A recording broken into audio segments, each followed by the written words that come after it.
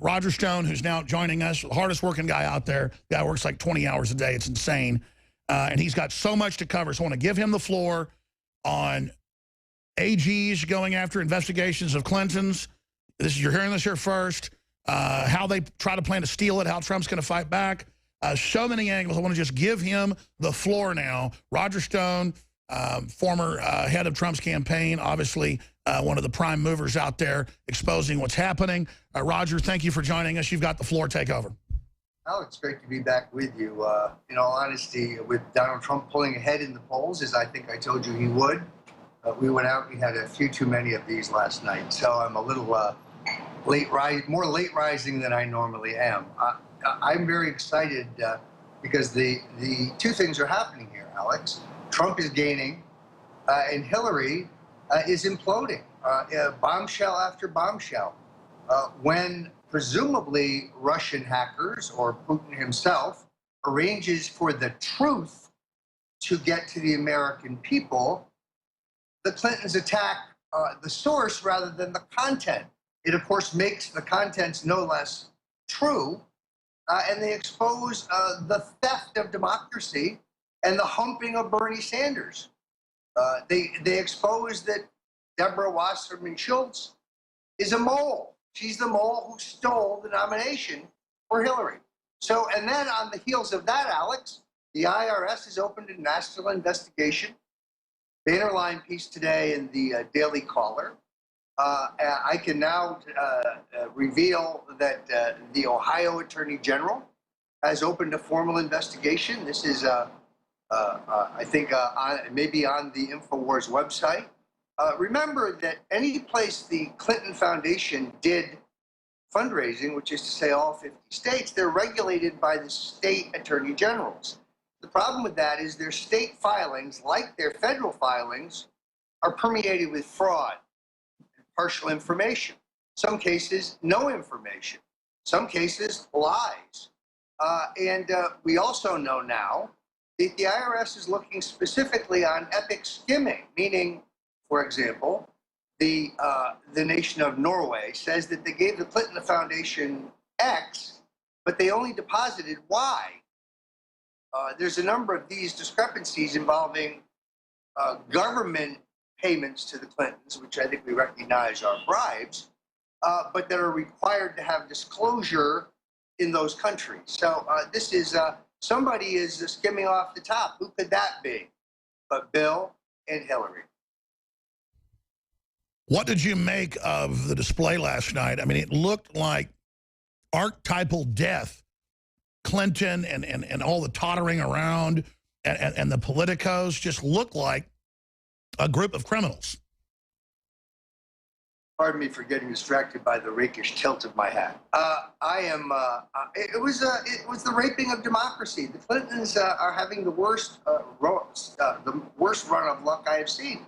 If Bill thinks so highly of Hillary, why did he cheat on her with thousands and thousands of women? Now, as a libertine, I'm not really concerned with Bill Clinton's consensual sexual affairs. My problem is not marital infidelity or adultery or girlfriends or mistresses or consensual sex. But as I've written in the Clintons' War on Women, which you can get at Infowars.com at the store, the issue here is sexual assault and rape. It's bullying and violence against women. And Bill has perpetrated it. As you know, Hillary has covered it up by bullying Bill's victims. Roger, obviously, Trump is surging ahead. The fact that so many Bernie people, almost all of them we talked to now, say they're going for Trump. This has really got to be scaring Hillary. What do you expect her to strike back with? Increasing attempts at censorship. I believe that the FEC and the FCC are harassing certain conservative news outlets over bogus complaints filed by David Brock that because you are pro-Trump, this constitutes some kind of corporate illegal contribution. It pretty much vacated by Citizens United. These are bogus complaints meant to harass news outlets into not covering certain people. They're going to continue to play these kinds of games at censorship. Did you notice how there was not a single American flag in the hall on the first night of their convention? Not one. Where's the Stars and Stripes? These people hate America. They apologize for America. Donald Trump wants to reassert American power. And that's not just rhetoric. Let's talk about that. But then you know them. Who are these modern Democrats? Because they seem like mental patients. I mean, they already run the country. Why do they want to wreck it? Well, because they're driven by the tune that's been paid for by their funders. Hillary is a neocon. She's right over there with George W. Bush. The reason that the Russians are probably leaking this damning information is because they don't want a nuclear war either. Hillary is bent on a war that benefits her donors and the multinational corporations and the defense contractors that have already funded her assault on the White House. And Putin understands that. Putin, I think, sees in Trump a tough guy that he could make a peace deal with and both sides could live together. Is that not what we want? I think that's what we want. No, instead, the globalists want to be underhanded and bring in global crisis. You can't do that with nuclear weapons now. Don't they understand? They can't pull a Napoleon or a Hitler today because it'll end the world. Yeah, but this is the power game that I think that they are playing. And the establishment, including the international community, is hysterical about the rise of Trump, the rise of national. And by the way, you're not just saying that. The Washington Post admitted, so did Bloomberg, that in the last week, top globalists, including the Chinese, have all been meeting and quote, how to, quote, double down and defeat the rise of populism. They admit world government's in trouble. So Trump and this whole movement has forced a global debate. Look at Brexit. This is incredible. Let's talk about that. And let's talk about the real polling numbers that you guys are getting, that you're researching, and really how far ahead Trump is and what you see in the last few months of this race. How will the empire strike back? I'm worried about false flags. I'm worried about an assassination attempt on Hillary, blamed on a patriot. Well, when I was in Cleveland, I had an opportunity to meet with Nigel Farage. I understand that you met with him also. And then we saw him briefly there in I guess it was a bar. And he was very focused on the enormous success they had with blue-collar labor voters on Brexit. There's a lot there to be learned. See, I think that the hardworking, working-class Democrat, the people that pay their taxes, they don't go to demonstrations. Hold on, we're going to skip this break. Go ahead. They're not rioting. They love their country. They love their flag. Their children are in the service, their grandchildren in the service. These people are fed up. And I think they exit the party, which is left today as a party of limousine liberals, crazy whack job progressives, the professional Democratic gay establishment, which is not a gay establishment in America, I'm happy to say. Because I think Donald Trump is going to do extremely well among gay and lesbian voters because he's the only candidate who stands between them and Islamic terrorist immolation, like black people, like Hispanics, like whites. We are all subject to this. First they kill the gays, then they kill the Christians. Well, it's separate from statistically being killed by a jihadi. Why wouldn't the Democrats stand against that? Why are they for Islam and radical forms of it? That is the opposite of being liberal. It's the opposite of Thomas Jefferson. Well, because the muscular democratic foreign policy of guys like John Kennedy and Harry Truman, who we may have our criticisms of, but they were strongly anti-communist. Now, in the case of Truman, he broke the back of the communists in Greece when they tried to take over. Kennedy, I think, botched the Bay of Pigs, probably should never have approved the lame-brain plan of the Bay of Pigs. But remember, Alex, he got elected president by running as an anti-communist hawk to Nixon's right. So that stream of patriotic Democrat that loved America. And he cut taxes by 50%. They don't exist anymore. The Democratic Party is a conglomeration of whacked out extremists. They're the extreme. We're the mainstream. Yeah, they keep calling us extreme because we want private property and lower taxes, and they spend all day trying to make us look weird when they are the freak show with Black Lives Matter on the stage. Nothing about all the dead police. I mean, they could have had Black Lives Matter family members and then the widows of dead cops and everybody hug. That would have been better for the Democrats, but they don't. But see, they hate the country so much, they've got to create the division. Yeah, and no American flags. Yeah, why would you not have American flags? It's just like, it's the symbol of America's gone. We're the third world party now. And they feature a long speech by the one woman we call Pocahontas, the woman who falsely claimed to be a Native American so that she could get certain preferences at Harvard. So, Alex, you know, that was the most boring speech I've ever heard. I'd almost rather watch hate drives. I was about to say, no energy. The Democrats look completely dead. So read us the tea leaves in the last 6-7 minutes. Give us other key things that are happening, Roger, because I mean, this is key. Well, what's amazing is the way Trump is breaking out of the old model. You see, I think previously we thought of this based on the strategy being pursued by Hillary, which is the Obama strategy, which is not the Bill Clinton strategy. Get everyone on the left you can to vote for you. Register as many extras as you can. Some places try to vote illegals. That story will break. Conversely, that would make our strategy maximize every vote on the right and the center right. And the bet by the Clintons is that their stack is higher than ours. This is a strategy that worked for Barack Obama. Here's the folly in their argument. Trump can make incursions into small but key parts of their constituency. The people the Clintons' policies are leaving behind. She has people voting for her whose interests she is betraying every day. You know, I was just putting a Daily Caller article up on screen for TV viewers, and it shows the RNC with American flags everywhere. And then it shows the DNC, no American flags. Looks like some high-tech communist Star Trek meeting. You have to understand, these are globalists. They are ending national sovereignty. They are destroying the nation state and bringing in unelected tyranny. I mean, the choice could not be clearer.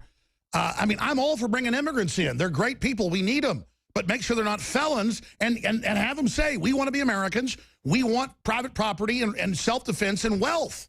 Okay, if you don't want that, we're not letting you in. You have to pledge allegiance. You have to say you're in the club. And I just can't believe they're trying to bring people in who don't want to be part of the club, or they're trying to indoctrinate them to be in this sick anti-freedom club. It is crazy.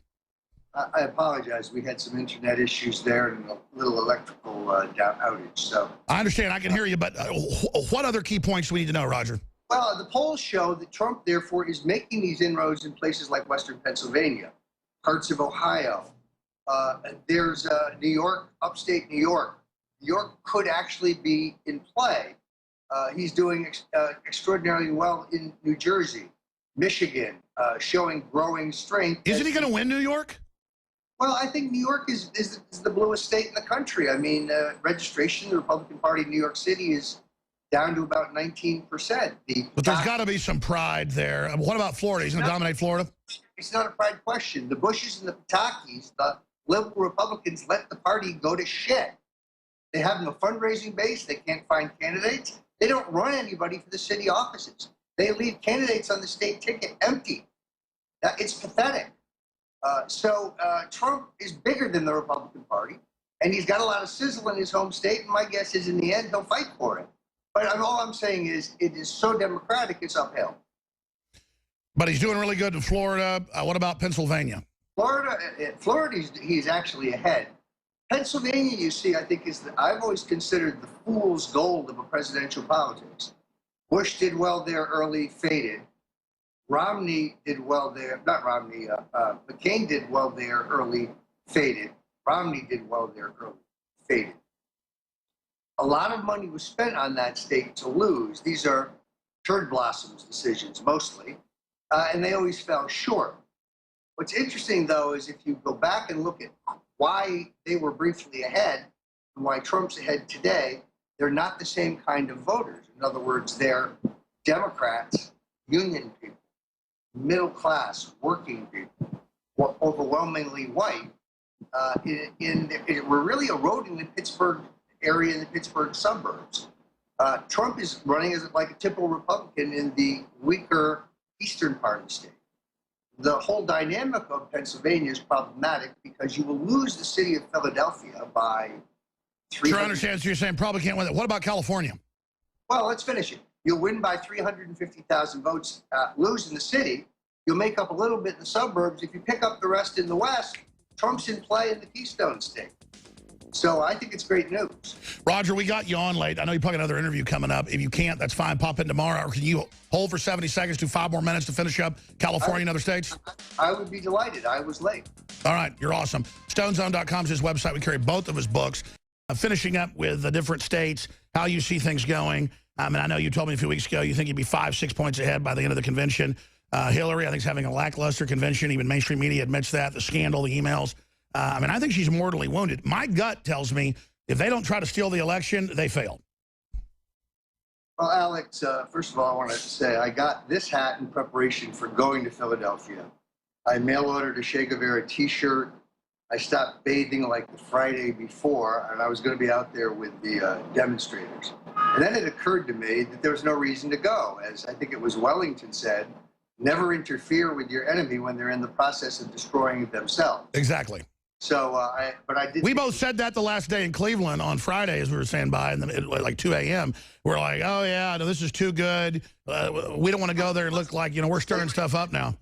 They would have falsely accused us of inciting violence, like when we were set up by that fat Turk whose name I can't recall the other day in Cleveland. So anyway. But that little fat Turk got his butt handed to him. In any event. Trump is really on his game here. And you always have to look at both ends of the race. By that, I mean Hillary's imploding between the IRS investigation, which is enormous. And I predict that before long, you'll have half a dozen attorney generals in hot pursuit. You'll have Bill dodging subpoenas while he tries to campaign for Hillary. It is, they have enormous problems. Okay, other states, finishing up real quick. California, other states, how do you see this going? Well, California is probably out of reach for the Republicans, in all honesty. However, Trump has a celebrity quality like Schwarzenegger that kind of transcends the old rules. There is no state in the country who is more celebrity conscious. I mean, Alex, I'd like to do a tour of California with you, man. You'd rip the roof off. Californians are always ahead of the curve on pop culture. So I think Trump is a larger-than-life figure. Therefore, he reaches beyond conservative Republicans. Latinos, he has to make some inroads. But I'll tell you this, I know a lot of Hispanic Americans. You know what they want? Jobs. I was about to say, California is falling apart. Well, Jerry Brown is left holding a bag of shit. I mean, 100 years of liberal policies has borrowed and taxed them into the Stone Age. The state, he's had to make great economies. And the state is a basket case. And it's much better than many other states. It's just overwhelmingly, though, Alex, it's become more democratic. Demographically, it's not the state that Ronald Reagan won twice. Far fewer white voters, far fewer Republicans. There are riper targets, in my opinion. Okay, what are the key targets? Where are the key battlegrounds that give the victory to Trump? Because he's ahead in all the polls. Florida is key. Ohio will be key. Michigan will be key. Colorado will be key. Iowa will be key. This is why I have been saying that it is essential that 1 million new voters be identified through a sophisticated analytics program. And these people are highly motivated. They're Trump voters.